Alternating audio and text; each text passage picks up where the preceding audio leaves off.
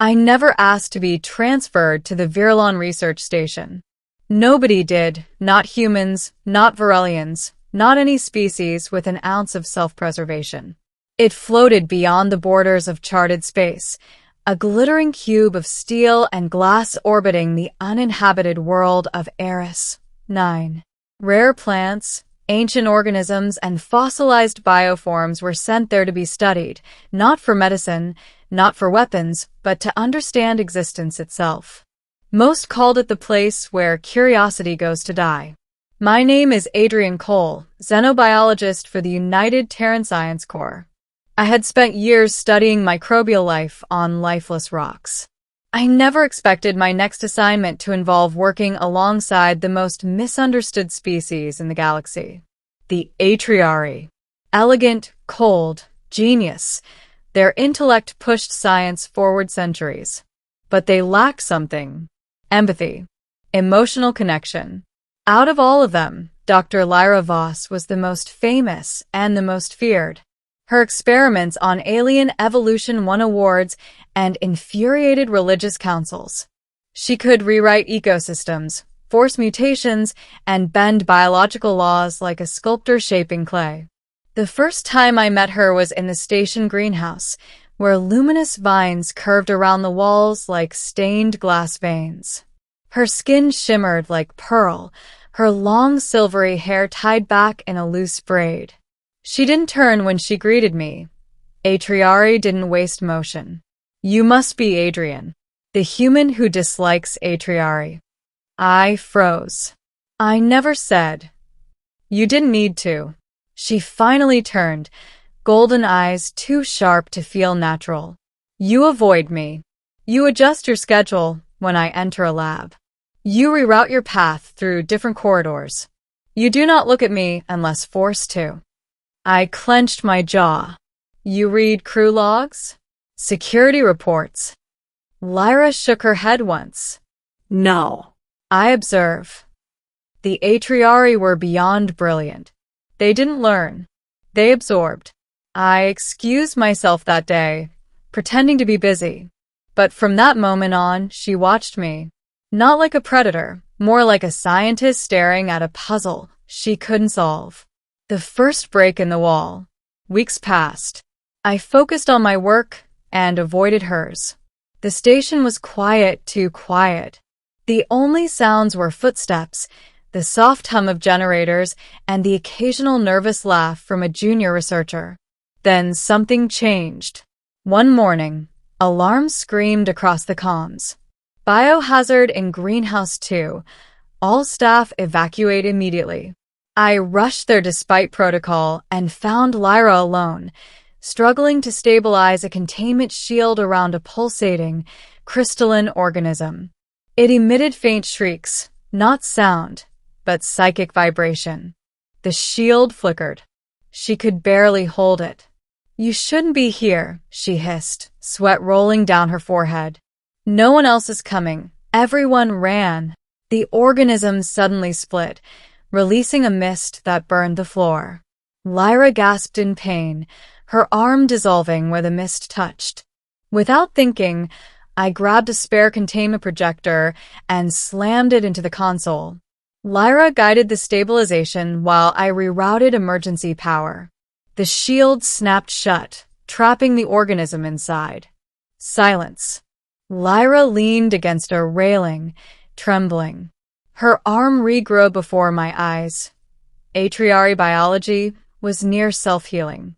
But regeneration didn't hide the fear in her expression. You risked yourself, she whispered. For me. For anyone, I corrected. No, she stepped closer. Not for anyone. You risked yourself for the alien you fear. I backed away. No offense, but we aren't friends. Her eyes dimmed. You do not need to fear me. I do not hurt people. I didn't answer. I walked away. Avoidance, and the question that shattered everything. Days later, Lyra found me in the observation deck, watching Eris, 9 rotate far below. She stood beside me, without asking. Why do you avoid me, Adrian? I didn't respond. I ran simulations. I examined cultural history. I researched emotional trauma.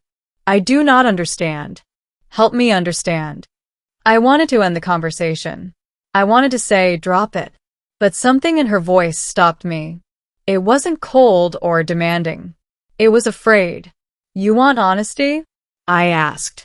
Lyra nodded. Humans don't fear Atriari because you're powerful. We fear you because you don't feel anything. You don't attach. You don't love. You don't mourn. You break natural laws without hesitation. Maybe you don't kill, but you don't care if someone dies. Her expression flickered, confusion first, then shock. You believe I am incapable of caring. You never show it. Lyra didn't answer right away.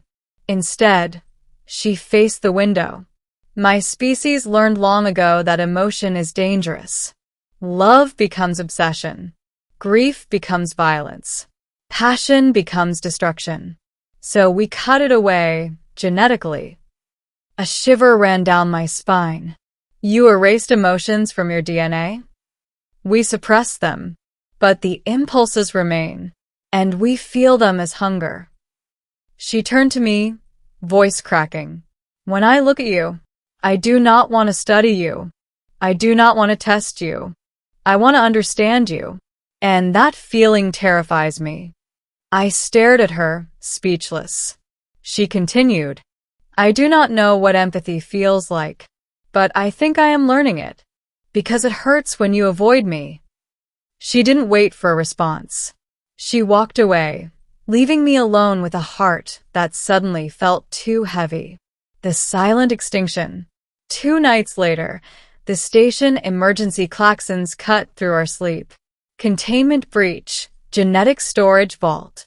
Lyra and I rushed there with the team. The vault door was shredded, not opened, not broken, shredded like tissue paper.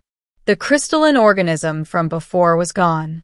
It adapted, Lyra whispered. It evolved beyond containment.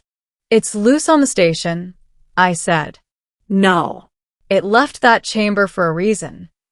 She ran toward the planetary habitat bay, where we stored thousands of biological samples from Eris 9's surface.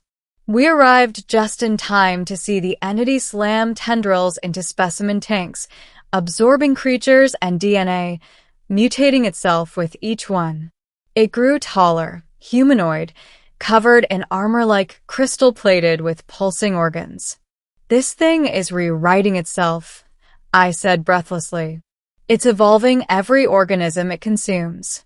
Lyra stepped forward. I can stop it. She pressed her palm to the ground, and the floor rippled. Atriari biological resonance. The creature froze. She connected her mind to it, forcing it into stasis. But she shook violently. Maintaining the link was killing her. It's too strong, she gasped. I can't hold it, not alone. Then don't hold it alone. I linked my neurointerface to hers. A reckless idea. Humans and Atriari minds are incompatible. Pain tore through my skull, but I didn't disconnect. Together, we pushed. The entity screamed, psychic energy ripping through the bay, until finally, it shattered into dust. Silence dropped.